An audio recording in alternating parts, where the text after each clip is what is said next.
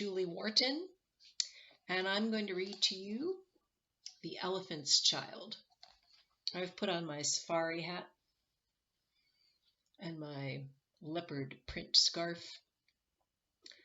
Come on with me to Africa. In the high and far-off times, the elephant, O best beloved, had no trunk. He had only a blackish, bulgy nose, as big as a boot, that he could wriggle about from side to side, but he couldn't pick up things with it. But there was one elephant, a new elephant, an elephant's child, who was full of insatiable curiosity. And that means he asked ever so many questions.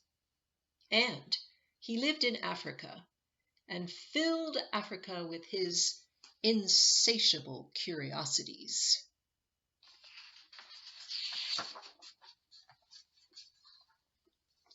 He asked his tall aunt, the ostrich, why her tail feathers grew just so, and his tall aunt ostrich spanked him with her hard, hard claw. He asked his tall uncle, the giraffe, what made his skin spotty, and his tall uncle, the giraffe, spanked him with his hard, hard hoof. And still he was filled with insatiable curiosity. He asked his broad aunt, the hippopotamus, why her eyes were red, and his broad aunt, the hippopotamus, spanked him with her broad, broad hoof. And he asked his hairy uncle, the baboon, why melons tasted just so, and his hairy uncle, the baboon, spanked him with his hairy, hairy paw. He asked questions about everything he saw, or heard, or felt, or smelt, or touched, and all his uncles and aunts spanked him. And still he was full of insatiable curiosity. One fine morning, in the middle of the procession of the equinoxes, this insatiable elephant's child asked a new fine question that he had never asked before. He asked, "What does the crocodile have for dinner?" Then everybody said, "Hush!" in a loud and dreadful tone, and then they spanked him immediately and directly without stopping for a long time.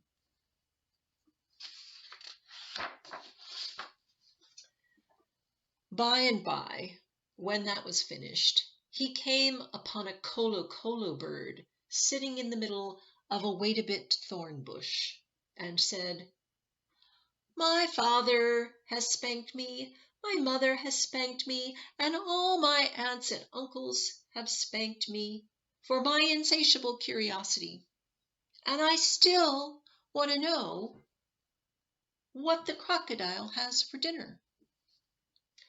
Then the kolo bird said with a mournful cry, "Go to the banks of the great gray green greasy Limpopo River, all set about with fever trees, and find out."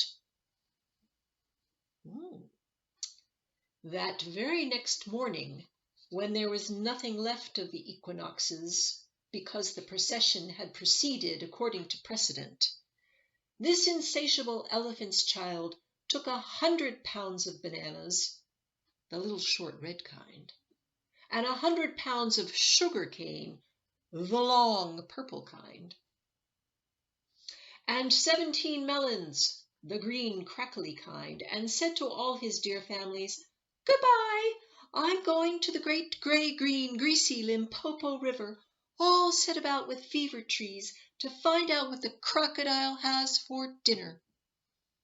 And they all spanked him once more for good luck, though he asked them most politely to stop. Then he went away, a little warm, but not at all astonished, eating melons and throwing the rind about because he could not pick them up.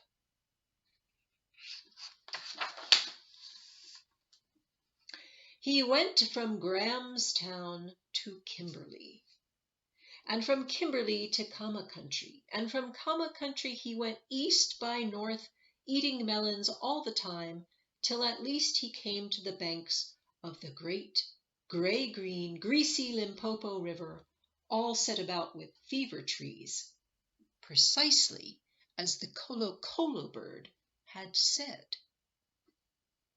All of those places that he traveled are in the country of South Africa. The Limpopo River crosses the northern border of South Africa. Now you must know and understand, O best beloved, that till that very week and day and hour and minute, this insatiable elephant's child had never seen a crocodile and did not know what one was like. It was all his insatiable curiosity.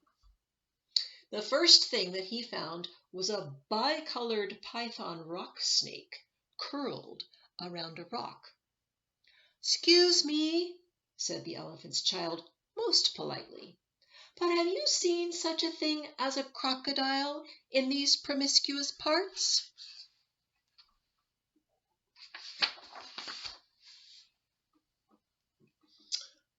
"Have I seen a crocodile?" said the bicolored python rock snake in a voice of dreadful scorn. "What will you ask me next?" "Excuse me," said the elephant's child, "but could you tell me kindly what he has for dinner?" Then the bicolored python rock snake uncoiled himself very quickly from the rock and spanked the elephant's child with his scalesome, flailsome tail. "That's odd," said the elephant's child, "because my father and my mother and my uncle, my aunt, not to mention my other aunt, the hippopotamus, and my other uncle, the baboon, have all spanked me for my insatiable curiosity, and I suppose this is the same thing." So he said goodbye very politely to the bicolored python rock snake and helped to coil him up on the rock again, and went on, a little warm, but not at all astonished, eating melons and throwing the rind about because he could not pick it up, till he trod upon what he thought was a log of wood at the very edge of the great gray-green, greasy Limpopo River, all set about with fever trees. But it was really the crocodile, O best beloved. And the crocodile winked one eye like this. "Excuse me," said the elephant's child most politely, "but do you happen to have seen a crocodile in these promiscuous parts?" Then the crocodile winked the other eye and lifted half his tail out of the mud, and the elephant's child stepped back most politely because he did not wish to be spanked again. "Come hither, little one," said the crocodile. "Why do you ask such things?" "Excuse me," said the elephant's child most politely, "but my father has spanked me, my mother has spanked me, not to mention my tall aunt the ostrich and my tall uncle the giraffe, who can kick ever so hard, as well as my broad aunt the hippopotamus and my hairy uncle the baboon, and including the bicolored python rock snake with the scalesome, flailsome tail just up the bank, who spanks harder than any of them. And so, if it's quite all the same to you, I don't want to be spanked any more." "Come hither, little one," said the crocodile, "for I am the crocodile." And he wept crocodile tears to show it was quite true. Then the elephant's child grew all breathless and panted and kneeled down on the bank and said, "You are the very person I've been looking for all these days. Will you please tell me what you have for dinner?" "Come hither, little one," said the crocodile, "and I'll whisper."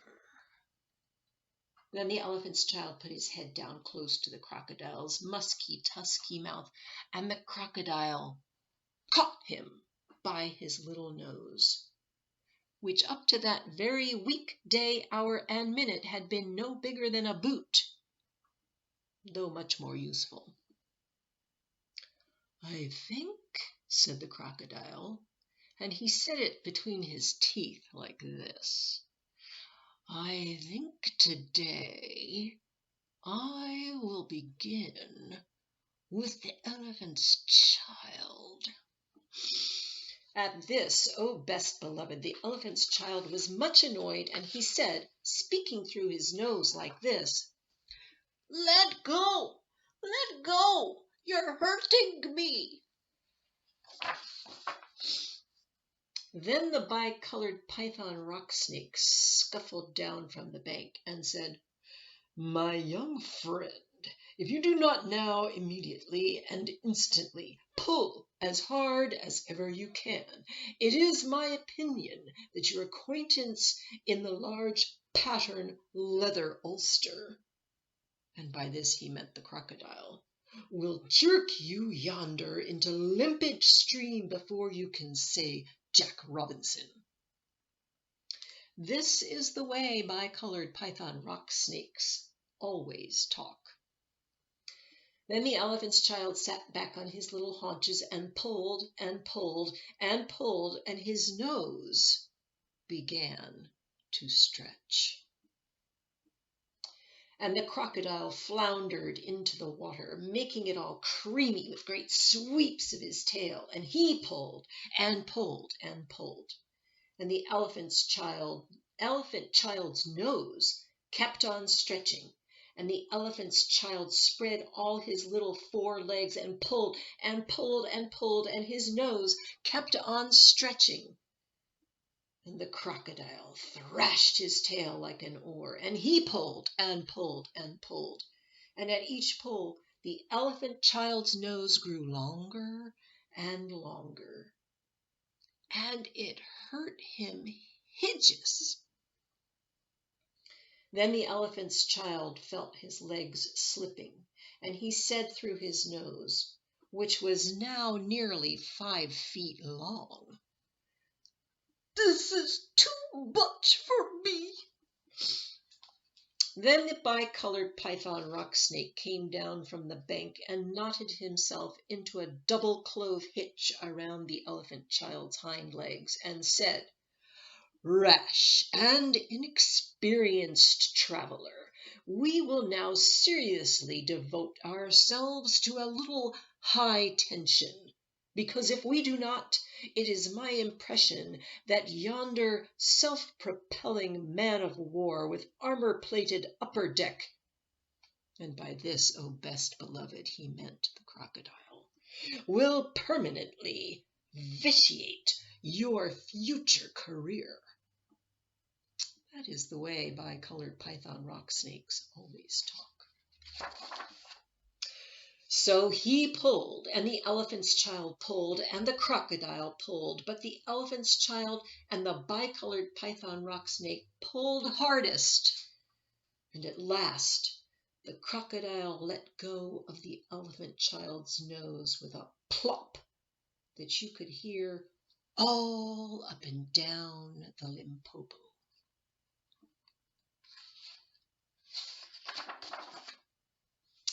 Then the elephant's child sat down most hard and sudden. But first he was careful to say, "Thank you," to the bicolored python rock snake. And next he was kind to his poor pulled nose, and wrapped it all up in cool banana leaves, and hung it in the great gray-green greasy Limpopo to cool. "What are you doing that for?" said the bicolored python rock snake.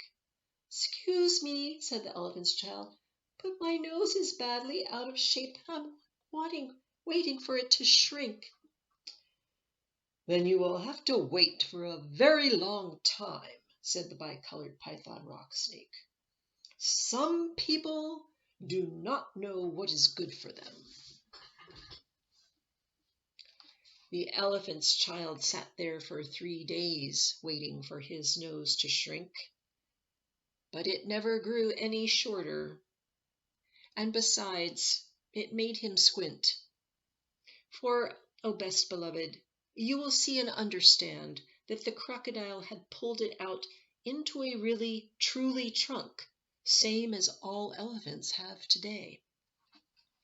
At the end of the 3rd day, a fly came and stung him on the shoulder, and before he knew what he was doing, he lifted up his trunk and hit that fly dead with the end of it.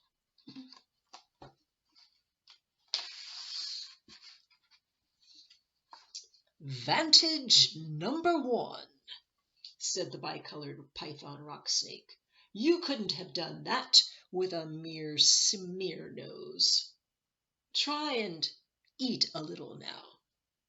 Before he thought what he was doing, the elephant's child put out his tongue and plucked up a large bundle of grass, dusted it clean against his forelegs, and stuffed it into his mouth. "Vantage number 2, said the bicolored python rock snake. "You couldn't have done that with your mere smear nose. Don't you think the sun is very hot here?"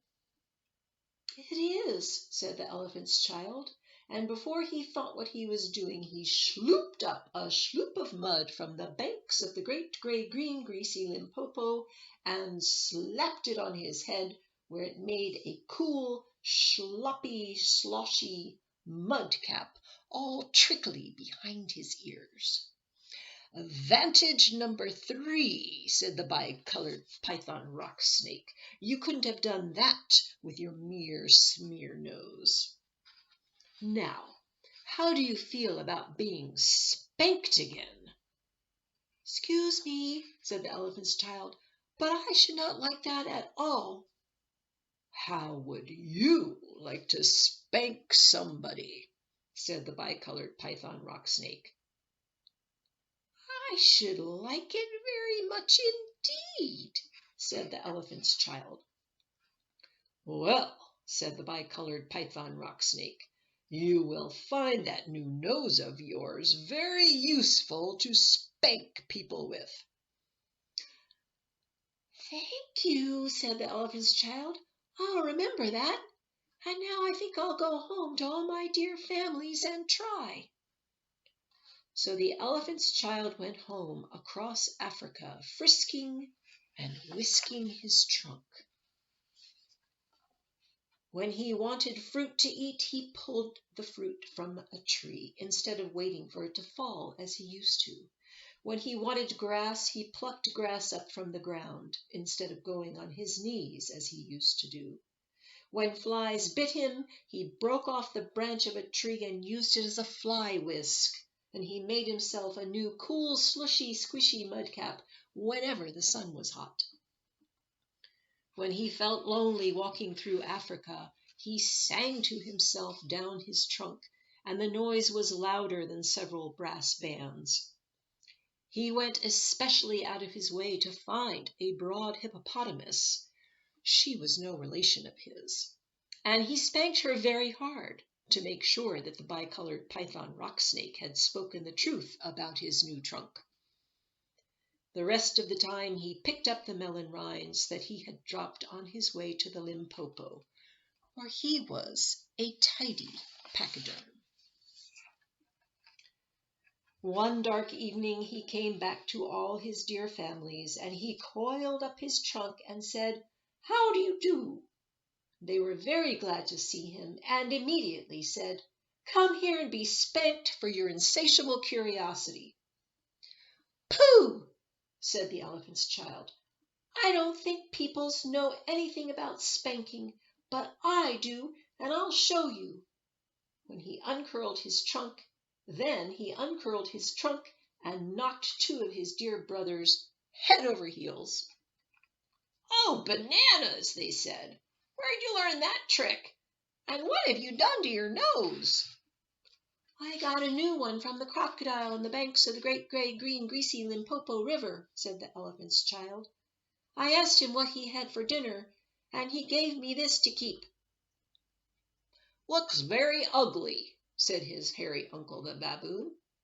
"It does," said the elephant's child, "but it's very useful." And he picked up his hairy uncle the baboon by one hairy leg and hove him into a hornet's nest.